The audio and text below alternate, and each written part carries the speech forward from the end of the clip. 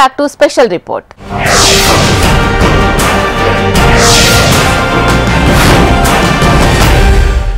గ్రామాలే దేశానికి పట్టుకొమ్మలు, పల్లెల అభివృద్ధే దేశ పురోగతి.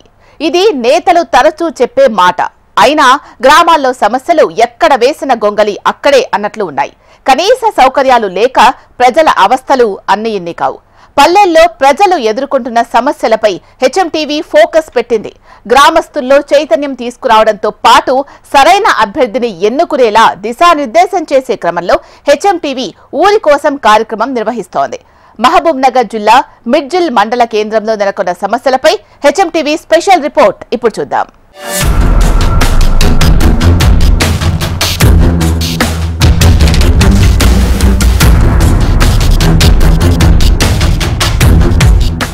ప్రభుత్వాలు ఎన్ని మారినా, పాలకులు ఎందరు మారినా పాలమూరు జిల్లాలోని ప్రజల సమస్యలు మాత్రం తీరడం లేదు. ఎన్నికలు ఏ వచ్చిపోయినా ఓట్లు దండుకోవడమే పరమావధిగా పెట్టుకున్న నేతలు అక్కడి గ్రామాల సమస్యలు పరిష్కరించడం మాత్రం చిత్తశుద్ధిని కనబరచడం లేదు. ఇందులో భాగంగానే హెచ్ఎంటీవీ తమ బాధ్యతగా సమస్యలను తీసుకొచ్చి పాలకుల దృష్టికి తీసుకురావడం ప్రయత్నం చేస్తుంది. అందులో భాగంగానే ఊరి కోసం అనే కార్యక్రమం చేపట్టింది. అది ఈ ఊరి కోసం కార్యక్రమంలో భాగంగా మహబూబ్ నగర్ జిల్లా జడ్చర్ల నియోజకవర్గంలోని మిడ్జిల్ గ్రామానికి చేరుకోవడం జరిగింది. అయితే ఎన్ని సంవత్సరాలుగా ఇక్కడ గ్రామాల్లో సమస్యలు తిష్టవేశాయి, ఈ గ్రామస్తులు సమస్యలు ఎలా పరిష్కరించాలని కోరుతున్నారు, వారి గ్రామంలోకి వెళ్ళి ప్రజల సమస్యలు తెలుసుకునే ప్రయత్నం చేద్దాం.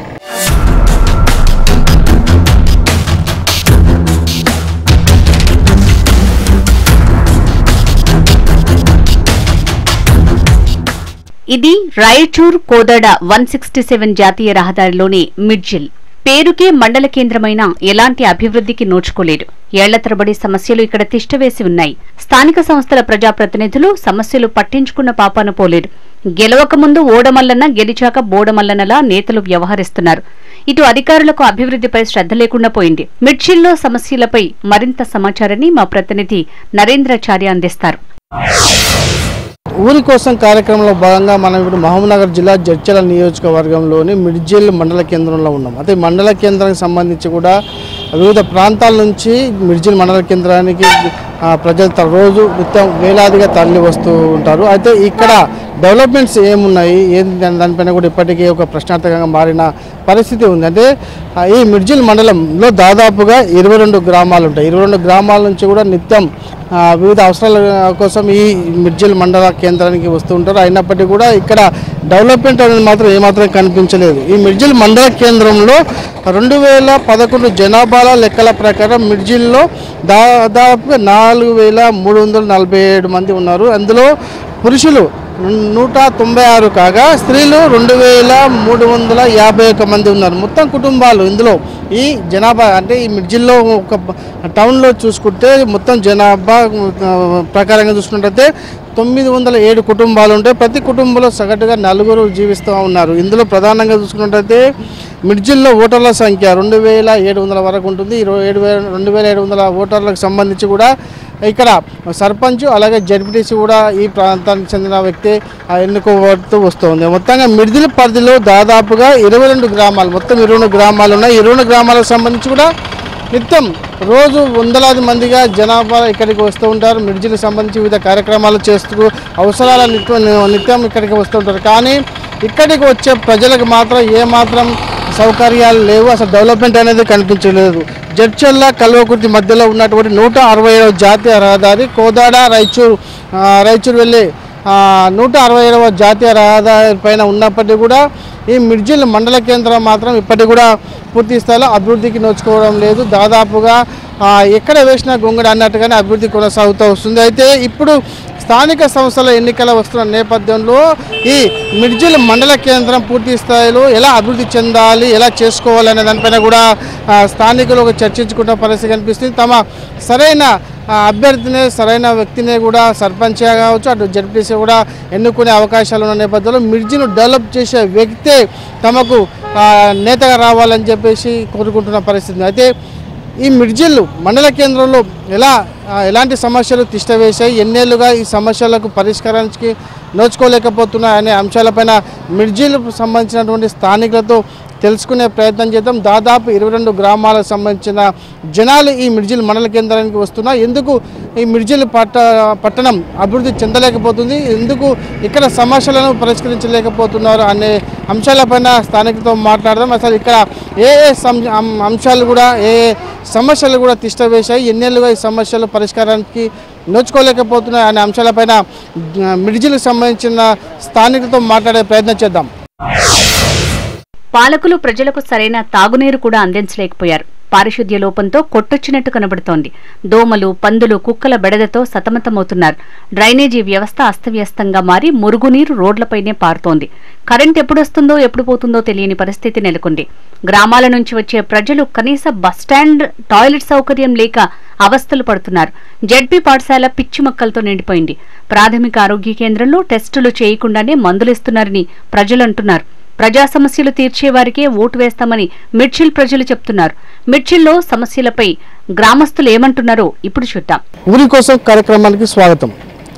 మనం ప్రస్తుతం మహబూబ్నగర్ జిల్లా జడ్చల్ నియోజకవర్గంలోని మిర్జిల్ మండల కేంద్రంలో ఉన్నాం. మిర్జిల్ మండల కేంద్రంలో ప్రస్తుతానికి స్థానికులు మనతో పాటు ఉన్నారు. ఇక్కడ గత కొన్నేళ్లుగా నెలకొన్న సమస్యలు ఏంటి, వాటి పరిష్కారానికి సంబంధించి కూడా గ్రామస్తులు ఎలాంటి చొరవ చూపబోతున్నారు, రానున్న స్థానిక సంస్థల ఎన్నికల్లో ఎలాంటి అభ్యర్థి ఎన్నుకుంటే తమ గ్రామ సమస్యలు పరిష్కారం అవుతాయనే అంశాలపైన మాట్లాడేందుకు మిర్జిల్కు సంబంధించిన మండల కేంద్రానికి సంబంధించిన స్థానికులు మనతో పాటు వారితో మరిన్ని వివరాలు అడిగి తెలుసుకునే ప్రయత్నం చేద్దాం.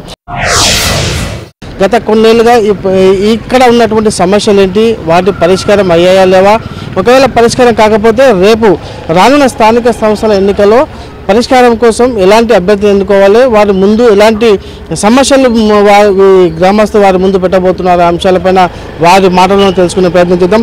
చెప్పండి, మీ మిర్జిల్ మండల కేంద్రంలో ఎలాంటి సమస్యలు ప్రధానంగా ఇప్పటివరకు అయితే పాలకులు ఇక్కడ జడ్పీసీ కొనసాగిన నేపథ్యంలో ఎలాంటి సమస్యలు పరిష్కరించారు, వారి ముందు మీరు రేపు రానున్న స్థానిక సంస్థల ఎన్నికలకు సంబంధించి కూడా ఎలాంటి సమస్యలు వారి ముందు ఉంచబోతున్నారు? మిర్జిల్ మండల కేంద్రంలో గత 10 సంవత్సరాల బీఆర్ఎస్ పాలనలో దాదాపు 35 నుంచి 40 గల్లీలలో సీసీ రోడ్ల నిర్మాణం చేయడం జరిగింది. దాంతోపాటు గతంలో మోరీలు చాలా ఇబ్బందికరంగా ఉండే, కానీ గ్రామ సర్పంచ్ రాధిక వెంకరెడ్డి గారు అయిన తర్వాత దాదాపు 40 కాలనీలలో కూడా అండర్ గ్రౌండ్ డ్రైనేజీలు చేయడం జరిగింది. ఇప్పుడు డ్రైనేజ్ సమస్య లేదు, కానీ ఆ యొక్క డ్రైనేజీలో పేర్కొన్నటువంటి చెత్తను తీయడం గత 2 సంవత్సరాల నుంచి సర్పంచులు లేకపోవడం కూడా కొంచెం ఇబ్బందికరంగా అయింది. కనుక ఆ యొక్క సమస్యను అధికారులను అడిగితే ఏమంటున్నారంటే మా దగ్గర నిధులు లేవు, మాకే డబ్బులు వస్తలేవు పెట్టిన నిధులని వాళ్ళు సమాధానం ఇస్తున్నారు. కాబట్టి వెంటనే ఈ యొక్క స్థానిక సంస్థల ఎన్నికలు నిర్వహిస్తే ప్రజలకు సర్పంచులు అందుబాటులో ఉంటే ఆ యొక్క పనులు జరుగుతాయి, అదేవిధంగా నిధులు కూడా వస్తాయని ఆశాభావం వ్యక్తం చేస్తున్నాం. దాంతోపాటు మా గ్రామంలో మేజర్గా కొన్ని కాలనీలలో త్రాగునీటికి చాలా ఇబ్బందికరమైన పరిస్థితి ఏర్పడింది. గతంలో ఉన్నటువంటి బోర్లను మిషన్ భగీరథ పథకం ద్వారా వచ్చిన తర్వాత ఆ బోర్లను పట్టించుకోవడం తగ్గిపోవడం వలన ఈ రకమైనటువంటి ఇబ్బంది అయింది. కరెంటు సమస్య చాలా ఎక్కువ అవుతుంది, ఎందుకంటే ఊకే కటింగ్లు రోజుకు 10-20 సార్లు కూడా తీయడం జరుగుతుంది. దాంతోపాటు మా వ్యవసాయానికి కూడా కరెంటు సరిగా గతంలో ఉన్న మాదిరిగా లేదు. మరి అధికారుల పర్యవేక్షణ సరైన విధంగా లేనందువలనే ఇది సమస్య ఏర్పడుతుందని తెలియజేస్తున్నాం. అంటే రానున్న ఎన్నికల్లో ఒక అభ్యర్థి నిలబడబోతే వారి ముందు మీరు ప్రధానంగా ఏం కోరబోతున్నారు? మీ సమస్య మొదటిగా తీర్చాల్సిన సమస్య ఏంటి? ఇప్పుడు పారిశుద్ధ్యం, త్రాగునీరు, వీధి లైట్ల కోసమే ప్రధాన కారణం ఉంటుంది. ఆ యొక్క అభ్యర్థి ముందర కూడా ఇదొక్కటే సమస్య, ప్రధాన సమస్య మా మండల కేంద్రంలో. మిగతా సమస్యలన్నీ కూడా దాదాపు సాల్వ్ అయినాయి. ఈ 3 అంశాలు ప్రధానంగా ఉంటాయి. అవి ఎవరైతే తీరుస్తారని అనుకుంటారో ప్రజలు వాళ్ళకే అవకాశం ఇచ్చే విధంగా గ్రామస్తులందరూ కూడా ఆలోచన చేస్తున్నారు. దాంతోపాటు గ్రామంలో 2 దేవాలయాలు ఉన్నాయి. గతంలో ఒక దేవాలయం, ఇదమ్మ దేవాలయం పూర్తిగా కావడం జరిగింది గ్రామస్తులందరి సహకారంతో. ఇప్పుడు ఇంకొక శివాలయము, ఆంజనేయ స్వామి దేవాలయం ఉంది. అది కూడా తొందరలోనే గ్రామస్తులందరి సహకారంతో పూర్తి చేసేందుకు గ్రామ పెద్దలు రాజకీయ పార్టీ నాయకులందరితో కలిసి ఈ యొక్క కార్యక్రమం ముందడుగు వేస్తే బాగుంటుందని ఆలోచన. ఇప్పుడు చెప్పండి, ఇప్పుడు రానున్న ఎన్నికల నేపథ్యంలో జెడ్పీటీసీని కానీ ఎన్నుకోబోతున్న సందర్భంగా మీ మండల కేంద్రానికి ఎలాంటి సమస్య ముందు వారికి తీర్చాలని వారిని కోరబోతున్నారు? మిడ్జిల్ మండలంలో బస్టాండ్ దగ్గర టాయిలెట్ రూమ్స్ లేకపోవడము, వేరే ఊరు నుంచి మండలం కాబట్టి ఊరికి వెళ్ళి ప్రజలు చాలామంది వస్తుంటారు. బస్టాండ్ లేకపోవడం ప్రజలకు చాలా ఇబ్బందికరంగా ఉంది. వచ్చిన ప్రజలకు టాయిలెట్ రూమ్స్ లేకపోవడం అదొక రెండవ ఇబ్బంది ఉంది. అలాగే గవర్నమెంట్ హాస్పిటల్ అనేది ఊరు బయటకు ఉండడం వల్ల ప్రజలకు అందుబాటులో లేకపోవడం, ప్రైవేట్ ఆసుపత్రుల కాడ ఆరోగ్యంగా ఇబ్బందికరంగా ఉన్న వాళ్ళ హాస్పిటల్లో గవర్నమెంట్ బస్టాండ్ దిగిన దగ్గరనే ఉన్న ప్రైవేట్ ఆసుపత్రులకు అక్కడే నిలిచిపోవడం, లోపలికి నడచడానికి ఇబ్బందికరంగా ఉండి అక్కడ ప్రజలకు చాలా ఇబ్బంది అవుతుంది. ఆ గవర్నమెంట్ హాస్పిటల్ని కూడా అక్కడి నుంచి కొద్దిగా చేంజ్ చేసి మెయిన్ రోడ్కి పెట్టిస్తే అది ప్రజలకు అందుబాటులో ఉంటుందని నా కోరిక. అలాగే ఊరి లోపల సర్పంచ్ లేకపోవడంతో ఊర్లో గడ్డి చెట్లు ఎక్కువ విపరీతంగా పెరిగి దోమలు కరిచి ప్రజలు రోగాల బాధలు పడిపోతున్నారు. డ్రైనేజీలు నిండుకొని దాంట్లో తీసుకోవడం లేడు. మేనలు వలిగిపోతే కూడా ఎవరు అధికారులకు ఫోన్లు చేసినా ఎవరు పట్టించుకోవడం లేదు. అలాగే మంచినీళ్ళు రావట్లేదని వాళ్ళకి ఫోన్లు చేసి అడిగినా కానీ ఇవాళ వస్తాయి రేపు వస్తాయని ఏదో ఒక కారణం చెప్తారు. అలా మెయిన్ పైపు లాంప్ పలిగిపోయినా నీళ్లు రోడ్లపైన పోతున్నా కానీ ఎవరు పట్టించుకోవడం లేదు. నేను చాలాసార్లు కూడా సెక్రటరీకి వాళ్ళకి ఫోన్లు చేసి చెప్పినా అయినా పట్టించుకుంటలేరు. ఈ స్కూల్ చుట్టుముట్టు అంతా గడ్డి పెరిగి విద్యార్థులకు కరెక్టు దోమలు గరవడము ఇట్లాంటి ప్రజలకు అన్ని ఇబ్బందులకరంగా ఉంది. దయచేసి అధికారులు కానీ మీ మీడియా ద్వారా తెలియజేస్తున్న మా గ్రామాన్ని అన్ని విధాలుగా పరిశుద్ధిపరిచి గ్రామ ప్రజలకు మీరందరూ తోడుంటాలని కోరుచున్నాను. ఈ గ్రామంలో మీ గ్రామంలో ప్రధానంగా ఏ సమస్య ఉంది? మీకు ముందల ఇబ్బందికరంగా ఏమేమి ఉన్నాయి? మా సమస్య ఏంటంటే ఒక సర్పంచ్ ప్రాబ్లం, సర్పంచ్ లేని అధికారం ఉంటే బాగుండు. ఏమేదో అయినా సిగరెట్ తాగుకుంటే ఏం చేస్తా బిల్లు తాగు ఆయన అంటాడు, ఇట్లా చెప్తారు. మరి ఏం చేయాలి, ఎట్లా చేయాలి, ఏం మాకు మా పిల్లలు చెప్పినట్టు సేమ్ అదే ఫీలింగ్ అది. కొత్తగా ఎలక్షన్ జరగబోతున్నాయి, మళ్ళీ ఎట్లాంటి వ్యక్తిని ఎన్నుకుంటావు నువ్వు? మంచి వ్యక్తిని చూసి అనుకుంటాం, మంచి వ్యక్తిని చూసి మేము వేసి కార్యక్రమం చేస్తాం, మంచిగా ఇస్తున్నాం. ఆయనకి మీ సమస్యలు ఏం చెప్తావు? ఇవి ఉన్నాయని తీర్చాలని చెప్తావు, ఏమేమి చెప్తావు? ఆయన కొత్తగా వచ్చాడు కొత్త ఇక సమస్యలు ఇప్పుడు జరిగేటివి చూస్తాను అదే చెప్తాను. ఇప్పుడు జరిగేటివి ఇట్లుంది పరిస్థితి, నువ్వు ఎట్లా చేస్తావా నాయ, పోటీలు చేసేమో పోయాము, నువ్వు ఎట్లా చేస్తావని నేను చెప్తాను. మంచి మరికొంతమంది మిడ్జిల్ వాసులు మనతో పాటు ఉన్నారు, వారితో మాట్లాడే ప్రయత్నం చేద్దాం. చెప్పండి, ఇప్పుడు రానున్న స్థానిక సంస్థల ఎన్నికల్లో మీకు జెడ్పీటీసీగా ఎలాంటి వ్యక్తి వస్తే బాగుంటుంది? మీ సమస్యలు ఏంటి? మీ సమస్యలు ఆయనకు ఎలా విన్నవించబోతున్నారు? మా గ్రామంలో సమాచారం అంటే మా ఏరియాకి అయితే నీళ్లు కరెక్ట్ లేవు, మంచినీళ్ళ ప్రాబ్లం ఉంది. ఆ రోడ్లు కూడా ఏం చింగారం మంచిగా లేవు, రోడ్లు మొత్తం కచ్చెపక అయినాయి. ఇక ఆ రోడ్లు కూడా పట్టించుకుంటలేరు. ఇక లీడర్ అని అడిగితే మాకు తెలియదు అంటారు నీళ్ళ గురించి. ఇక సెక్రటరీ అడిగితే ఆయన పట్టించుకుంటలేడు. ఇక అదే సమాచారం. మళ్ళీ ఇప్పుడు ఎన్నికలు వస్తున్నాయి కదా, ఇప్పుడు జెడ్పీటీసీ ఎన్నికలు, ఆ ఎన్నికలు ఎలాంటి వ్యక్తి ఉంటే బాగుంటుంది అనుకున్నాం? ఇక మంచి చేసేటోళ్ళు ఉంటే బాగుంటుంది. ఇప్పుడు మామూలులకు సంబంధించి కూడా మీ మిడ్జిల్ మండల కేంద్రంలో ఎలాంటి సమస్యలు ఉన్నాయి? ప్రధానంగా ఈ సమస్యలు ఎప్పటి నుంచి కొనసాగుతుంది? మిడ్జిల్ గ్రామంలో ఇప్పుడు వెదర్ కూల్గా ఉంది, దానివల్ల చిన్నపిల్లలకు కానీ పెద్దలకు కానీ హెల్త్ ఇష్యూస్ అవుతున్నాయి. దానివల్ల మెయిన్ మిడ్జిల్ కాలంలో దోమలు ఎక్కువ ఉన్నాయి, ప్రతి గల్లీలో దోమలు ఉన్నాయి. అది అండర్ డ్రైనేజ్ వల్ల మోరీలో ఇరకడం కానీ దానివల్ల దోమలు ఉండడం వల్ల దాని కుట్టడం వల్ల డెంగీ జ్వరం వస్తుంది. గత 3 days బ్యాక్ మా క్లాస్మేట్ అమ్మాయి, కొత్తూరు అమ్మాయి, డెంగీ జ్వరంతో కిడ్నీలో ఎఫెక్ట్ పడి అమ్మాయి చనిపోయింది. అసలు ప్రాబ్లంలో మనం వెళ్ళేది కాకుండా దోమల పొగ కానీ గ్రామ పంచాయతీ సిబ్బందులు, గ్రామ పంచాయతీ సెక్రటరీ అని ఈ దానిపైన చర్య తీసుకుని 1 weekలో 2 సార్లు దోమల పొగ కొడితే బాగుంటుందని చిన్న ఆలోచన. ఈ సమస్య ఇంతవరకు ఎవరికి చెప్పారా? అసలు పరిష్కరించేందుకు మీరు ఏమైనా కలిసారా? ఇంతవరకు ఎవరికి చెప్పలేదు. వాళ్ళే ఇంతమందికి గవర్నమెంట్ ఉన్నప్పుడు 1 month ఒకసారి కొట్టారు, ఇప్పుడు ఎవరు కొడతలేరు. రానున్న ఎన్నికల నేపథ్యంలో ఇలాంటి వ్యక్తి వస్తే మీ సమస్యల పరిష్కారం ఏంటంటే? ఊరు అభివృద్ధి చేసే వ్యక్తిని ఎన్నుకుంటే బాగుంటుందని మా చిన్న ఆలోచన. ఈ ప్రధానంగా ఈ కరెంటు సమస్య అంటే ఎన్ని రోజుల నుంచి? కరెంటు సమస్య గత 2 months నుంచి ఓవర్గా వస్తుంది. మొన్న 3 days బ్యాక్ 10 minutes ఒకసారి కరెంటు తీస్తారు. ఎందుకోసం అడగలేదు?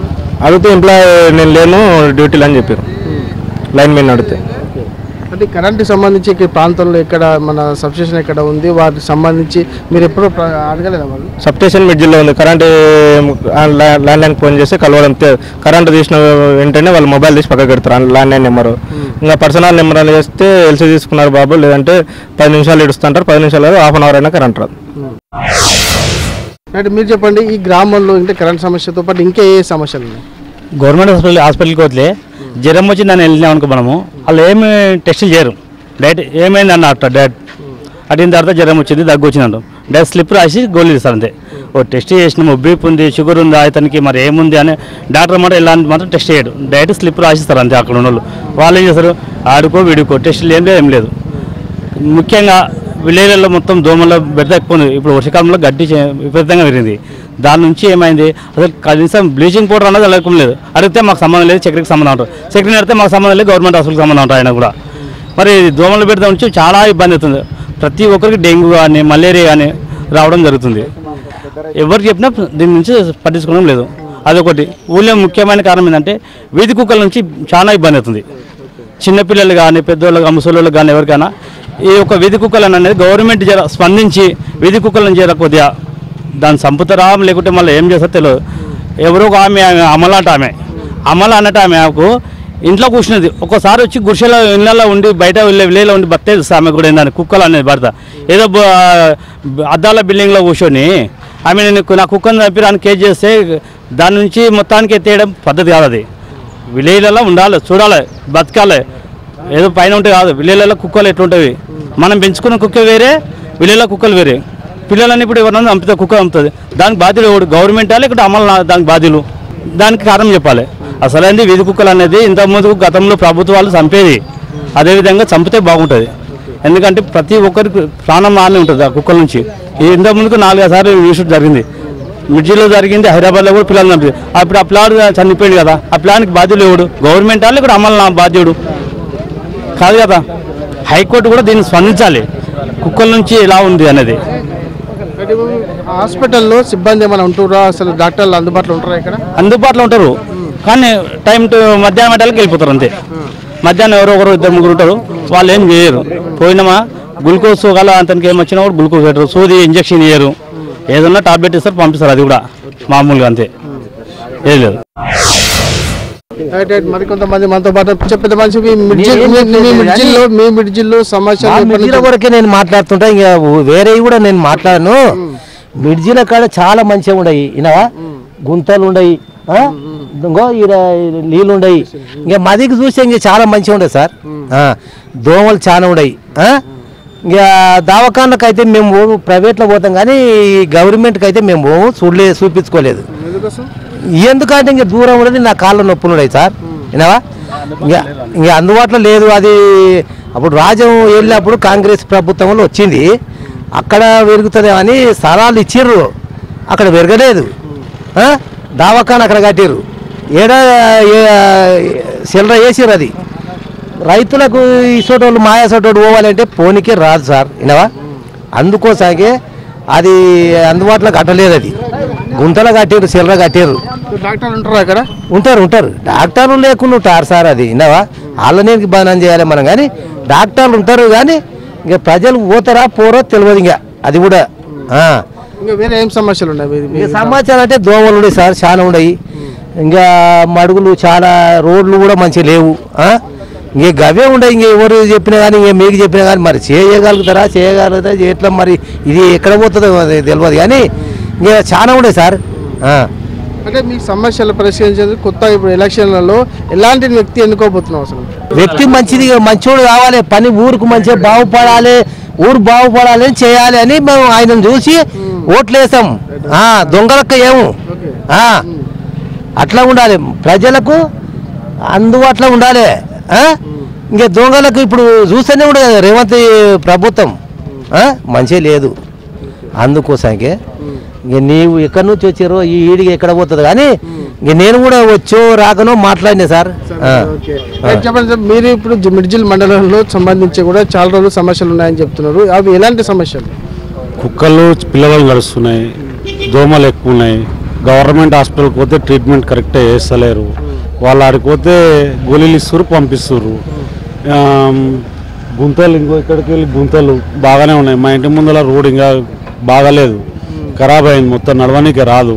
సీసీ రోడ్ మొత్తం ఖరాబ్ ఉంది. ఇంకోటి మేము లేబర్ కార్డుకు గవర్నమెంట్ ఎంప్లాయీస్ షూరిటీ కావాలంటే నేను మేస్త్రిని. ఇప్పుడు లేబర్ కార్డు ఉంటుంది కదా, ఇప్పుడు మా పాప డెలివరీ అయింది, సంతకాలు కావాలంటే వాళ్ళు పెట్టమంటారు. వాళ్ళు ఎందుకు పెట్టాలి ఏం కదా మాకు తెలియదు. 5-6 పేపర్లు ఉన్నాయి, 1 కాదు 2 కాదు, ఈ సంతకాలు మేము పెట్టామని అంటారు అంతే. ఎందుకోసం అంటే ఇప్పుడు అడుగుతున్నప్పుడు ఎందుకు వాళ్ళు పెట్టమని చెప్తున్నారు? అడిగారు అంటే ఇది మాకు దీని గురించి తెలియదు, లేబర్ కార్డు గురించి ఏం తెలియదు అని అంటారు వాళ్ళు. ఒకవేళ మేము పెడితే మాకు ఏమైనా అవుతుంది, మా జాబులు అవుతాయని వాళ్ళు బాధపడుతారు. వాళ్ళు ఏం గవర్నమెంట్ ఏమో ఆన్లైన్లో ఎక్కాలంటే కంపల్సరీ గవర్నమెంట్ సంతకం కావాలి, సిగ్నేచర్ కావాలంటారు. గెస్టెడ్ ఆఫీసర్ సంతకం కావాలంటారు. మా మేస్త్రీలు ఎక్కడ పోయినా సప్లై కాకుండా ఒప్పుకుంటారు. ఆ అమౌంట్ గవర్నమెంట్కే ఎంతున్నాయి, మేము సప్లై కాకుండా ఒప్పుకుంటున్నాం. అదొకటి. ఇంకా వేరే అంటే సంబంధించి కూడా పాఠశాలకు సంబంధించి ఏమన్నా సమస్య? పాఠశాల అంటే పాఠశాలలు మంచిగానే ఉంటున్నాయి, బాగా పర్వాలేదు పాఠశాలకు. కాకపోతే చుట్టుముట్టు చెత్త గలీజ్ ఉంటుంది. అట్లా ఊడ్చేటోళ్ళు లేరు, ఎవరు ఊడవరు. తాళాలు తీస్తారు పోతారు, బయట గలీజ్ అట్లే ఉంటుంది. మేము పోయి అడిగినాం, సార్ని అడిగితే ఎంప్లాయీస్ లేరు, దీనిలకు ఏం చేయాలని అడుగుతారు వాళ్ళు. నువ్వు చెప్పండి, గ్రామ యువకునిగా రేపు రాబోయే వ్యక్తి ఎలా ఉండాలి, మీ సమస్యలు పరిష్కరించేందుకు ఎలాంటి వ్యక్తి ఎన్నుకోబోతున్నారు, ఆయన ముందర ఎలాంటి సమస్యలు మీరు పెట్టబోతున్నారు? మిడ్జిల్ మండలంలో రోడ్లు, వీధి లైట్లు, మోరీలు క్లీన్ చేసేటోళ్ళను, విలేజ్ బాగుపరిచేటోళ్ళని ఎన్నుకుంటామని. ఆ వ్యక్తి అంటే ఇంతవరకు అయితే మీ సమస్యలు పరిష్కరణ ఉన్న వ్యక్తి చేసేలా చేయలేదా పరిష్కారం? ఇంతవరకు ఉన్న వ్యక్తి అంటే మా మిడ్జిల్లో రాధికా వెంకరెడ్డి బాగానే చేసిండు. ఇప్పుడు నెక్స్ట్ చూస్తున్నాం, అంతకంటే బెస్ట్ మా గల్లీలో ఒక్కరోజు కరెంట్ పోయిందంటే మినిమం 3 గంటల తర్వాతనే వస్తుంది కరెంటు. అయితే మరికొంతమంది మిడ్జిల్ వాసులు ఉన్నారు, వారితో మాట్లాడిపోతాం. చెప్పండి, మీ మిడ్జిల్కి సంబంధించి చాలా సమస్యలు మీ గ్రామస్తులు చెప్పడం జరిగింది. మీకు దృష్టికి వచ్చిన సమస్యలు ఏమున్నాయి, వాటిని ఎలా పరిష్కరించాలి వారి రానున్న నాయకులు? మా ఇంటి ముందు కూడా అండర్ డ్రైనేజ్ మోరీ లేదు సార్, ఓపెన్ మోరీ ఉంది. దాని మీద మాజీ సర్పంచ్ వెంకటరెడ్డి ఉన్నాగా బండలు వేసిండు. వేసిన తర్వాత దాన్ని ఒక్కసారి కూడా బండలు మొత్తం పైకి తీసి క్లీన్ చేయలేదు, అట్లే ఉంది, దుర్వాసన వస్తుంది. ఆ ఇంటి ముందర ఇంకొకటి మున్ననూరు ఒక ఆయన ముస్లిం అతని ప్లాట్ ఉంది 400 గజాలు, అదే రోజు కూడా సాఫ్ చేస్తలేరు. అతను అమ్ముకుంటాడా మనకు తెలియదు దాని గురించి, కానీ దానివల్ల చుట్టుముట్టున్న ఒక 10 ఇండ్లకు దోమల వల్ల ఇబ్బంది కలిగేది ఉంది అంతే. అంటే వచ్చే ఎలక్షన్లో ఎలాంటి వ్యక్తిని, రానున్న స్థానిక సంస్థల ఎలక్షన్లో ఎలాంటి వ్యక్తిని ఎన్నుకోబోతున్నారు? ఏ గ్రామంలో అయినా ప్రతి ఊర్లో జనానికి మంచి చేసే వ్యక్తిని ఎన్నుకుంటారు. ఈరోజు రేపు కానీ వాడు 10,000 ఇస్తే ఓటేస్తా, వీడు 5,000 ఇస్తే ఓటేస్తా అనేది ప్రతి మనిషిలో అవగాహన ఉంది. గత 30 సంవత్సరాల కింద ఉన్న మోటు తెలివి లేవు, ప్రతి మనిషికి కూడా అవగాహన ఉంది. కాబట్టి మంచి వ్యక్తిని ఎన్నుకుంటారు. కానీ వచ్చి మాకు అధికారంలో ఉంది, మాకేయండి, లేకపోతే వాళ్ళు తప్పు చేస్తారు, వాళ్ళ మాటలు పట్టుకోకరి మాకేయండి అని చెప్తే ఏ జనాలు మాత్రం ఈ స్థితిలో ఇప్పుడు ప్రజెంట్ పొజిషన్లో లేరు. అది సార్. మొత్తంగా ఓటు వేసే వ్యక్తి చైతన్యం వచ్చిందంటారు? ఓటు వేసే ప్రతి వ్యక్తికి ఈ ఊళ్ళో 3,000 ఓట్లు ఉన్నాయంటే మినిమం 2,500 మందికి అవగాహన ఉంది. ఇలిటరేట్ వ్యక్తులకు లేకుండొచ్చు, వాళ్ళు కూడా తెలుసుకుంటారు ఎవరికి వేస్తే మంచిగా ఉంటుంది ఆయన అని తెలిసిన వ్యక్తితో ఆలోచన చేసి వేస్తారు, ఓటు వేస్తారు. అది. మీ పేరేం పేరు? నా పేరు శంకర్. ఏ సమస్యలు గుర్తించినంత మీ ఊళ్ళో నిత్యం ఎదుర్కొంటున్న సమస్యలు ఏంటి? ఏ సమస్య సార్, అన్నీ కరెంటు చక్కగా లేదు, జర ఇబ్బందులు వస్తున్నాయి. పోతే 3 గంటలు 4 గంటలు కటింగ్ అవుతుంది, దానివల్ల ఇన్ని అవుతున్నాయి. ఇంకా ఊళ్ళో దోమలు కూడా ఎక్కువైనాయి, ఊళ్ళో మందు కొట్టుకోవడం లేదు, సర్పంచ్ సభ లేడు, ఎలక్షన్లు ఇంకెప్పుడు వచ్చేది తెలియదు. అది లేక కూడా పట్టించుకోలేదు గ్రామంలో. అట్లా గవర్నమెంట్ అట్లుంది. ఏరియా చాలా స్టార్టేజ్ ఉంది, ఏరియా దొరుకుతలేదు. లైన్లో తిరిగితే 2 వస్తున్నాయి, 2 సంతులు ఇస్తారు 3 గంటల లైన్లు ఉంటే. మొన్న మళ్ళీ ఇచ్చిన వాళ్ళకి ఇస్తలేరు, వారం తర్వాత ఇస్తామని చెప్తారు. ఈసారి సమస్యలు ఉన్నాయి. రైట్, ఇది మనం చూస్తున్నాం జడ్చర్ల నియోజకవర్గంలోని మిర్జిల్ మండలానికి సంబంధించి మండల కేంద్రానికి సంబంధించిన గ్రామస్తులు మాత్రం చెప్తున్న పరిస్థితి. గ్రామంలో ఎన్నో ఏళ్లుగా సమస్యలు పేరుకుపోయి ప్రధానంగా డ్రైనేజీ కావచ్చు, మిగతా కరెంటు సమస్య కావచ్చు, మిగతా చాలా సమస్యలు ఉన్నప్పటికీ కూడా ఇప్పుడు ప్రస్తుతానికైతే రానున్న స్థానిక సంస్థల ఎన్నికల్లో ఈ గ్రామస్తులు పూర్తి స్థాయిలో చైతన్యం వచ్చింది. ఎవరు కూడా డబ్బుకు ప్రలోభపడకుండా రానున్న ఎలక్షన్లో పూర్తి స్థాయిలో చైతన్యం తమ ఓటు హక్కును వినియోగించుకొని సరైన వ్యక్తిని ఎన్నుకుంటామని చెప్తున్నారు. అయితే మొత్తంగా చూసుకుంటే ఎన్నో ఏళ్లుగా ఈ సమస్యలు ఉన్నప్పటికీ రానున్న ఎన్నికల్లో పూర్తి స్థాయిలో తమ సమస్యలు పరిశీలించే వ్యక్తిని మాత్రం ఎన్నుకోబోతామని చెప్పేసి మిర్జిల్ మండల కేంద్రానికి సంబంధించిన స్థానికులు చెప్తున్నారు. మొత్తంగా చూసుకుంటే ఈ ఎన్నికలు ఒక పూర్తి స్థాయిలో చైతన్యంతో కూడుకున్న ఎన్నికలు రాబోతున్నాయి. ఇక్కడ స్థానికులందరూ కూడా పూర్తి స్థాయిలో తమ ఓటు హక్కును సరైన వ్యక్తికి వేస్తామని చెప్పి చెప్తున్నారు. ఇది ఊరి కోసం కార్యక్రమంలో మిర్జిల్కి సంబంధించిన గ్రామస్తుల అభిప్రాయాలు. పాలకులు మారుతున్నా తమ గ్రామాన్ని పట్టించుకోవడం లేదని గ్రామస్తులు అంటున్నారు. వచ్చే స్థానిక సంస్థల ఎన్నికల్లో తమ ఓటు వృధా కాకుండా సరైన వ్యక్తిని ఎన్నుకుని అభివృద్ధి చేసుకుంటామంటున్నారు.